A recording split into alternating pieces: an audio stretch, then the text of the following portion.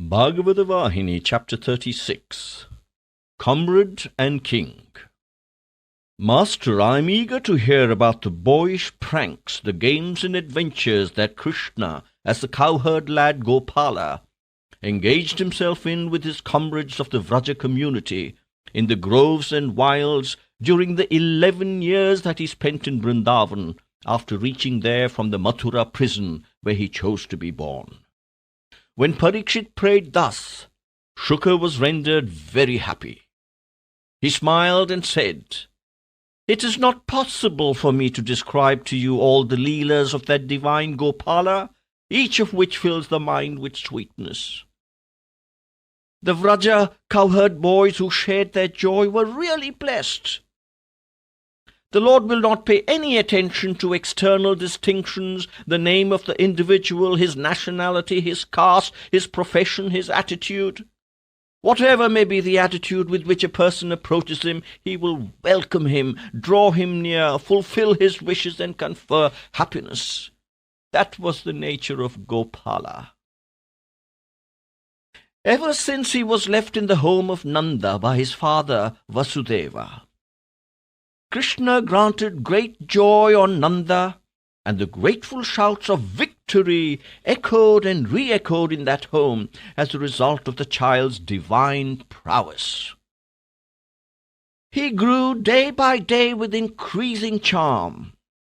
He shone as the most endearing treasure of the mother, and played on her lap and toddled and crossed the doorstep. He held the finger of his father or mother and venturesomely walked a few steps. Though the parents tried their best to hide him from view so that the many ambassadors of death that Kamsa dispatched without respite could not get at him, he would somehow make himself available. He used to go forward to meet them and introduce himself to them. Who could keep Gopala, the provider and protector of the universe, hidden? And where? Who could carry him off, and how? Oh, Parikshit, it is all divine sport.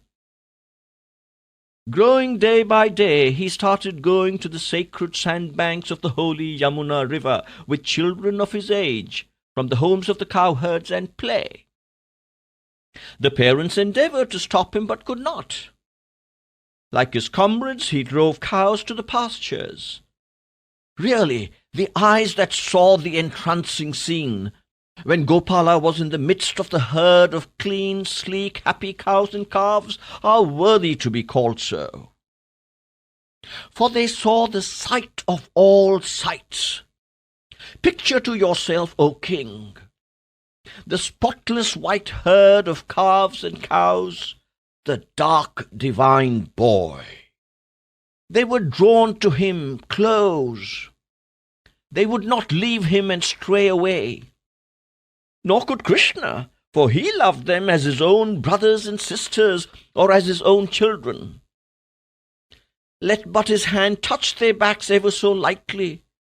The calves and their mothers forgot all about themselves, opened their mouths, raised their tails, hung out their tongues, and lovingly licked his face and hands. Gopala too often clasped their necks and swung to and fro in great joy, his eyes closed, his face beaming with a radiant smile.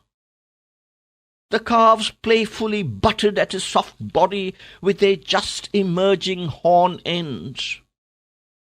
On the ever-fresh, ever-spring sands of the cool Yamuna, he played about gracefully and gladly, regardless of night and day with his friends, the calves and the cowherd boys. The parents had to send servants to seek them out and bring him with his followers willy-nilly to their home. As the days passed thus at home and outside, he grew up into a charming boy.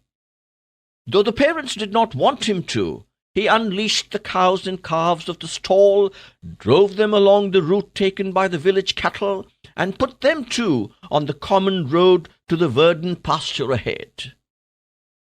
Like the other boys, he had a stick leaning on his shoulder, a length of cloth wound round his head. Walking along with supreme self-confidence, he appeared as magnificent as a royal lion cub. He played in fun with his companions. He sang aloud the sweetest tunes, with the left palm covering the left ear. At this, the cows, which were voraciously munching the green grass, would stop as if too entranced to continue. They stared delightedly, listening to the divine melody. They stood with ears alert, lest they missed the message calling them to bliss, with eyes half closed as if they were immersed in the depths of dhyana. The calves that had nuzzled at the udders, eager to have their fill, stood still, drinking instead the divine strains of Krishna's song. It was a thrilling scene for all who witnessed it. O king, I cannot tell you the number or nature of the leelas of Gopala. All were wondrous and awe-inspiring. All were full of ananda, conferring ananda. Sometimes he would challenge his comrades and swing round the stick in his hand so fast that the eye could see no stick. At this the comrades gathered round him and prayed that they may be taught how to turn it so. For him who turns the universe with all its contents so fast around, turning a stick is no special accomplishment. It is a feat that no teaching can impart. The poor fellows did not grasp this reality behind their playmate. Oftentimes he played on trees, the game of the hunt for the thief. When the pursuers climbed behind him, he took refuge on the topmost branch, a branch so thin and weak that it will swing when a squirrel walks on it. He could not be captured at all. Yes, indeed. How can he be caught by one and all? Only the pure of heart can capture him. To all appearances, Gopala will be with his comrades in the woods and groves. He will be playing with them, making them happy with many a practical joke and hilarious game. He will move with them, his hands placed endearingly on their shoulders. But in a moment he will disappear and be away from sight. Meanwhile he would confront his companions in a clever disguise, so perfect that they will deem him to be a stranger, with whom they should not talk. But he will surprise them with a burst of laughter and the exclamation, it is I, you couldn't discover me." This threw the boys into amazement, or sometimes even fright. The day passed thus. When dusk fell, he returned to the village with his friends quite innocently, as if nothing had happened to disturb his equanimity. On certain days the mother insisted that he should stay at home and not go into the pastoral groves. Those days the cowherd boys and the cows and calves walked heavy with grief, slowly to the grove. They lay under the trees, listless and alone, not caring to eat or drink, but with eyes longing for the arrival of Ananda Krishna, who alone could put life into them. Many a day the wicked uncle Kamsa sent his emissaries, the ogres in disguise, with playthings and delicious sweets. The boys gathered round the peddlers and inquired the cost of the things they desired. But the ogre was intent on the chance to catch Krishna. He was looking out for the moment when he will come near. Krishna did not cast his glance at the toys and sweets. Krishna used to wait until evening, and then approach the wicked men, allowing them to believe that he had fallen into their trap, but only to fall upon them and pull them to pieces and throw the carcasses afar. Such adventures filled the people of the village with amazement, fear, and wonder, besides delighting them at the happy escape from danger. Another day, the village was packed with carts full of mangoes. Krishna knew that this was another evil plan of the ogres, the emissaries of Kamsa. So he took the fruits and killed those who brought them. He felt that it was not proper to refuse the fruits that the uncle had sent, so he accepted them. But he did not send anyone back alive to inform him what had happened. That was the fate of all whom the uncle dispatched on his evil mission. O king, from the day the Lord took residence in the Vraja region, the place was changed into a treasure house of the goddess of wealth and welfare, Lakshmi.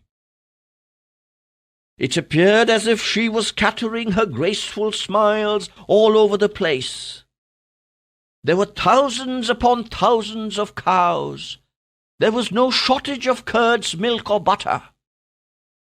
In fact, there was such a plenty that they did not know how to consume all they had, or how to keep or preserve them for future consumption.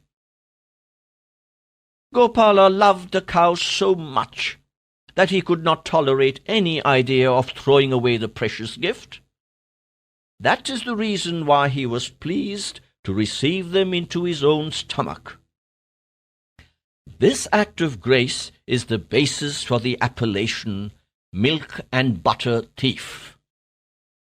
Observing that he was being named as such, Indra decided to demonstrate to the world that Krishna was indeed God come on earth.